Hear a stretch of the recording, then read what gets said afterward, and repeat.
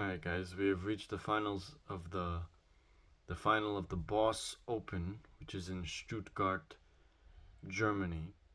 And firstly, I must apologize that I actually forgot to make videos predicting the semifinals of both this tournament and the other tournament that is going on in the Netherlands in Herzogenbosch. However the heck you pronounce that city name, that town or whatever. The Libema Open, the Rosmalen Grass Court Championships in the Netherlands. I forgot to make videos predicting the semifinal results of these two small grass court tournaments that are going on right now. So that was my bad. I had some stuff going on. But now we are in the final. The final of both of these tournaments will be played tomorrow. And this video is going to be predicting the Stuttgart final between Alexander Zverev and Taylor Fritz.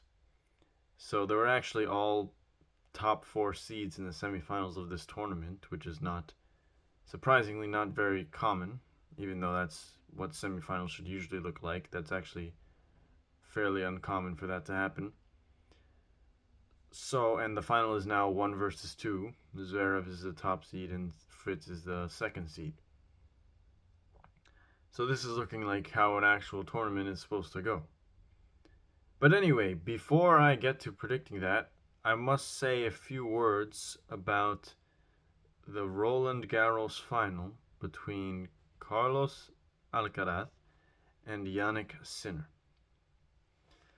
Oh boy, what a match we have witnessed, much of which I missed because I was at church, but I still watched some of it, and I was still looking at the score sometimes, and I still watched the highlights, obviously.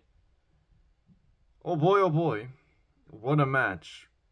What a match has just taken place. Sinner, who was on a 30 or a 28 Grand Slam set winning streak going into the final. The last time he lost a set in a Grand Slam was the 4th round of the Australian Open against Holger Rune. Then he won the quarters, semis, final of the Australian Open this year, all in straight sets.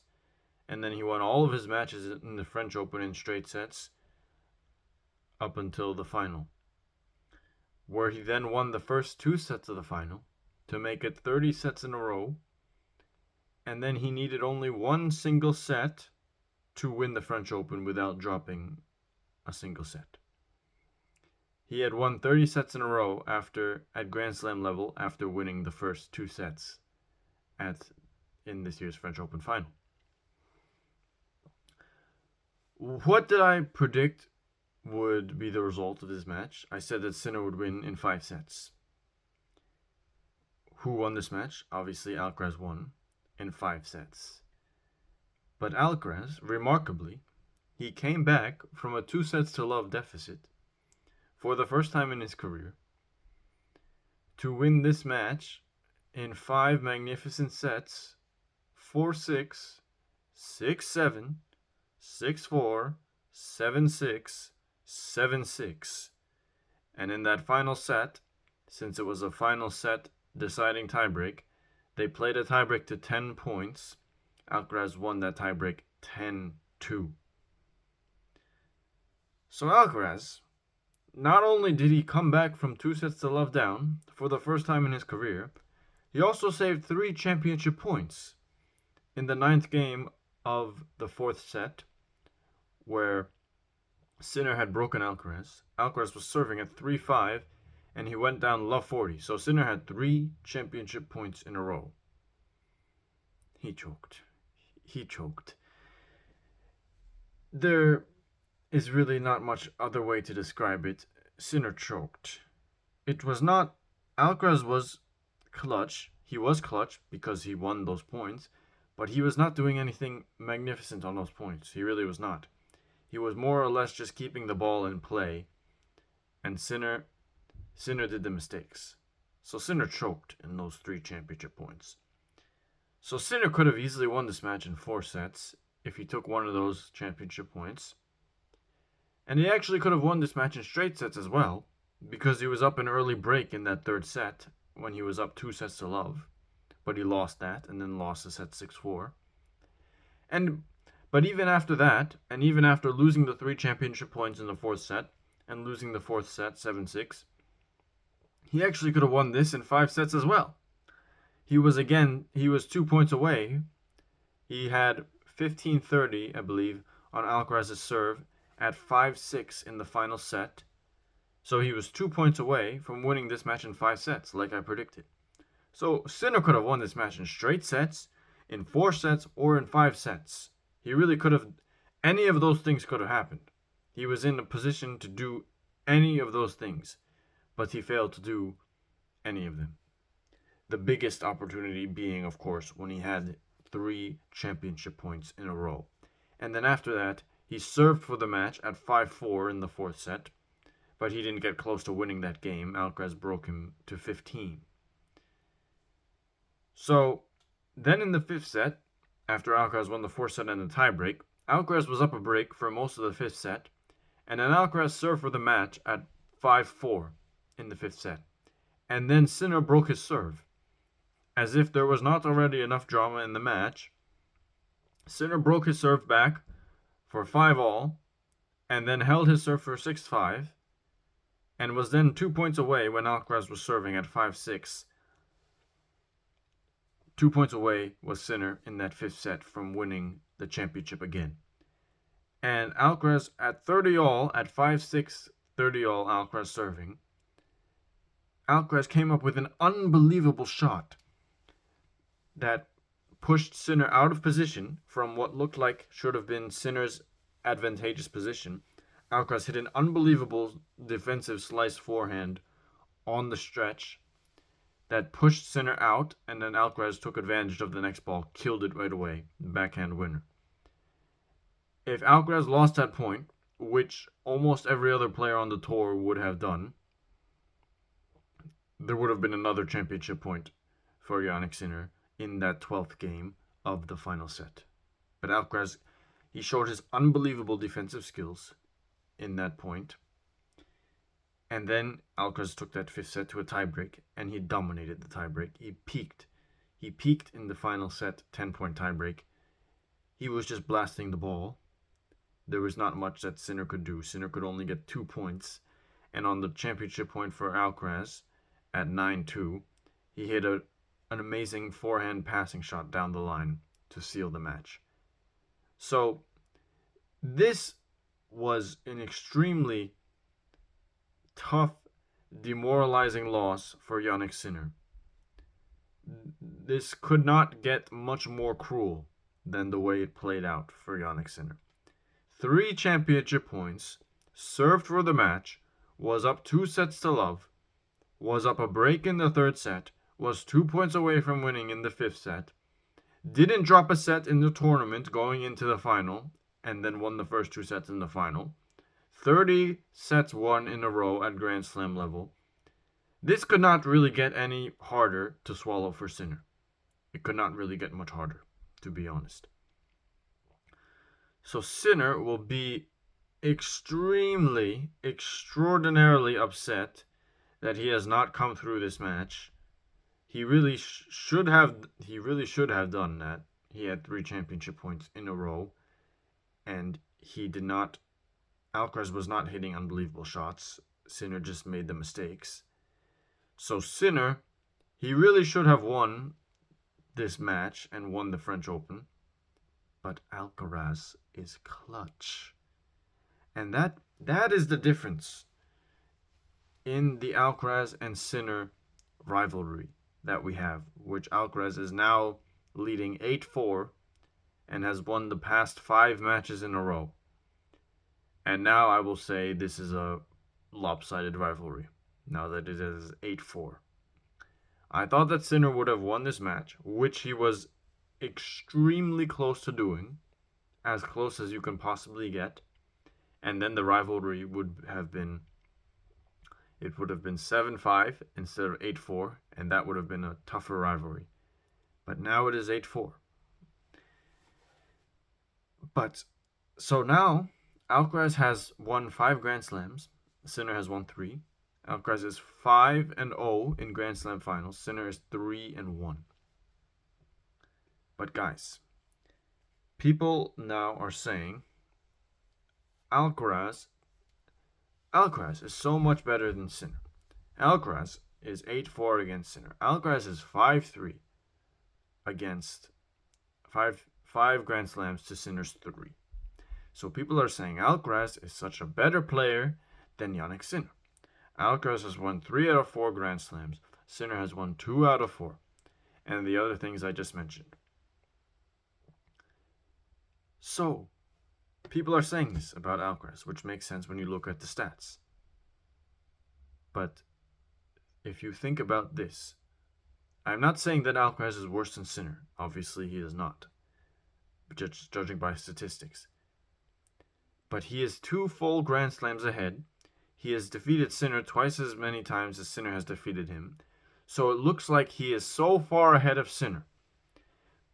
But if you think about how their matches played out, if you think about this match and their US Open quarterfinal in 2022, where Sinner also had a match point in the 4th set, just imagine for a moment that Sinner won this French Open final, which he was 1 point away from doing, and that Sinner won the US Open 22 quarterfinal, which he was also 1 point away from doing. And if Sinner won that US Open quarterfinal in 2022, he would have been maybe the favorite to win the entire tournament. Obviously, Alcaraz won the tournament after defeating Sinner in the quarterfinal. If Sinner had won that quarterfinal against Alcaraz, he would have had to beat Tiafoe and then Casper Ruud. So Sinner would have been the favorite to win the US Open in 2022 if he did not lose to Alcaraz in that quarterfinal where Sinner had a match point. So just imagine for a second that Sinner won that quarterfinal at the 2022 US Open and that Sinner won this match at this year's French Open. And all that would need to have happened, for both of those things to have happened, was for 2 points. 2 points to go to have a different outcome. If 2 points, the match point at the US Open and one of the championship points at this year's French Open, if 2 of those points, including one at the US Open, if that 1 point at the US Open and one of these 3 championship points at the French Open, if 2 total points had the opposite outcome, if Alcaraz missed a single shot in each of those points, if Alcaraz missed one shot in that one US Open match point, if he missed one shot on one of those 3 championship points at this year's French Open, if those 2 points had a different outcome, Sinner would be on 5 Grand Slams. The head-to-head between Sinner and Alcaraz would be 6-all. Sinner would have won 3 out of 4 of the Grand Slams. If 2 points had a different outcome, this entire thing would be flipped. This entire thing where Alcaraz is so much better than Sinner, 5 Grand Slams to 3, 8-4 head-to-head, 3 out of 4 Grand Slams. If 2 points had a different outcome, we would be saying the exact opposite thing about Sinner. Sinner would have had 5 Grand Slams. Alcaraz would have had 3. The head-to-head would be 6-all. Sinner would have won the French Open, the US Open, and the Australian Open. If 2 points went differently. Do you understand what I'm saying? I am trying to say, to emphasize how small the margins are in this sport. That 2 points makes the difference between 2 Grand Slams, 3 out of 4 Grand Slams and an 8-4 versus a 6-4, a 6-all head-to-head. 2 points makes that entire difference, where one player is viewed as so much superior to another because 2 points went his way. And why did they go his way? Because Alcaraz is more clutch than Sinner. That is how it is. That is why Alcaraz won the US Open 22 quarterfinal, being down match point. That is why Alcaraz won this year's French Open, being down 3 championship points in a row. He is more clutch than Sinner. Simple as that.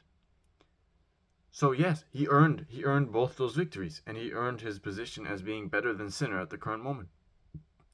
But I think it's just crazy to think about that all we needed for that to be the exact opposite, and for Sinner to be the superior player to Alcaraz, was for 2 points to have different outcome. That is absurd. That is how small the margins are in this sport. For 2 points to have gone differently. That is all that needed to happen. But it didn't happen. And now, as it stands, Alcaraz is at 5 Grand Slams. Alcaraz has won every Grand Slam except the Australian Open. And Alcaraz is 8-4 against Sinner. Because he won. Because those 2 points did not go Sinner's way. That is tennis. So, enough about that. I think I've made the point. A magnificent match it was. Obviously, it was not so magnificent that these two would now be the favorite against prime Rafael Nadal at the French Open, like some have heard John McEnroe say, and he is getting clowned on for that. Which makes sense, because yes, this was an amazing, dramatic match, but these guys still do like 60, 70 unforced errors, and they don't make that many first serves, so prime Nadal would eat that for breakfast. I don't need to discuss that much more, because pretty much everybody is clowning on McEnroe for that. But still, an amazing, very highly entertaining match. And now I will predict the Stuttgart final, which is between Alexander Zverev and Taylor Fritz. The head-to-head is 7-5 to Taylor Fritz.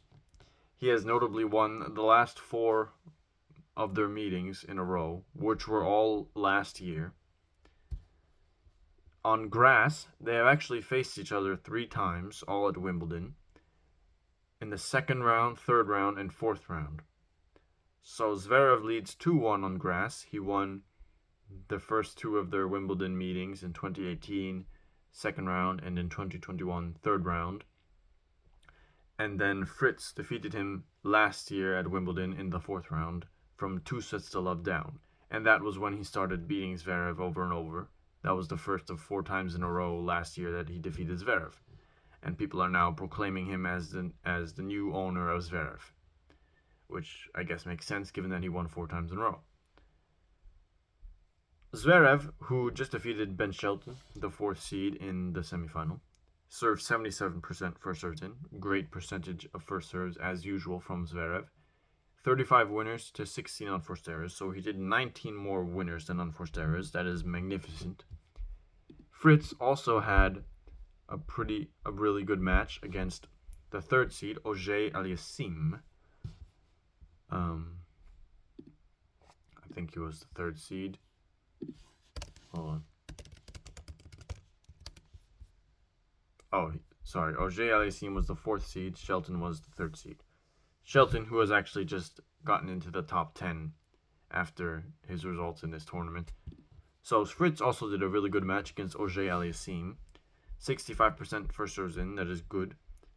And he hit 23 winners and 12 unforced errors, so 11 more winners than unforced errors.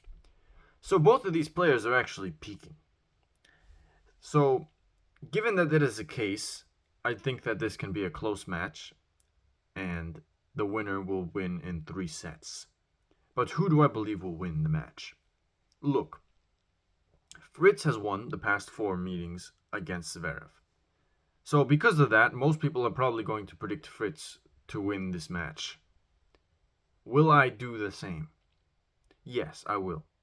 However, it is not because of the fact that Fritz has won the last 4 meetings in a row against Zverev. I don't actually think that matters that much. And even though he has won the last 4, it's not like he has been destroying Zverev. They have all been fairly competitive matches. The Wimbledon match, Zverev was up 2-0. Then in the U.S. Open, that was a close 4-set match, 7-6 in the fourth set. Laver Cup 6-4, 7-5, two close sets. And then in the Nitto ATP Finals, Fritz won in a third set deciding tiebreak. So these have all been pretty close matches, even though they have all gone Fritz's way in the past year. So I definitely do not think that Zverev is incapable of defeating Fritz. However, the reason that I believe Fritz will win this match is because I believe he is doing better behind his second serve. He won 85% of points behind his second serve. Zverev only won 59%. And Shelton is not a great returner. So, especially on grass, he ain't doing crap on return, or he shouldn't be doing that much. Auger-Aliassime is not the best returner either, but maybe he is a bit better than Shelton, because Shelton is kind of known as a bit of a flop returner. So, 85% second serve points won by Fritz, I think is really good compared to Zverev, who faced not even the best returner and only won 59%, which is not really that low, but Fritz just won a lot more against a better or as good of a returner, I think. So I think that will give Fritz a slight edge in this match, but I think we'll be close since both players are actually playing some pretty good tennis. So I think that Taylor Fritz will win this final in 3 sets and be the champion of the Boss Open, fittingly because he is the boss. Not he is the boss as in he is actually good, but he wears the boss clothing. So his headband says boss, and maybe his shirt or something says boss. He's like, that's a clothing brand he wears. So it would be fitting for this boss to win the Boss Open. And I think he will do that in 3 sets and be the champion of Stuttgart in 2025.